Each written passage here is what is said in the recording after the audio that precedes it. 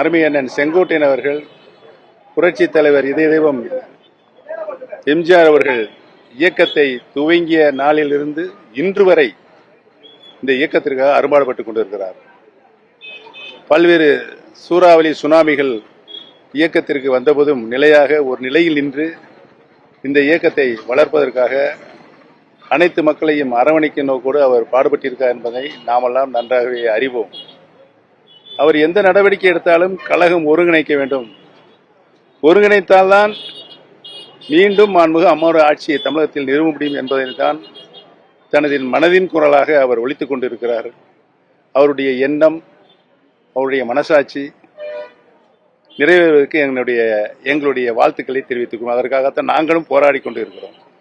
அனைத்து இந்திய அன்னார முன்னேற்ற கழகத்தினுடைய சக்திகள் பிரிந்திருந்தார் நாம் வெற்றி பெற முடியாது என்ற சூழலை ஏற்பட்டு பல்வேறு சோதனைகளை நாம் சந்தித்துக் கொண்டிருக்கிறோம். கழகம் பிரிந்த நாளிலிருந்து எந்த தேர்தலிலும் வெற்றி பெற முடியாத ஒரு சூழல் கடந்த 4-5 ஆண்டுகளாக நிலைபெற்றுக் கொண்டிருக்கிறது. அந்த நிலை மாற வேண்டும் என்றால் கழகம் இணைய வேண்டும் என்பதுதான் எங்களுடைய போராட்டத்தினுடைய முழு வடிவம் என்பதை தெரிவித்துக் கொள்கிறேன்.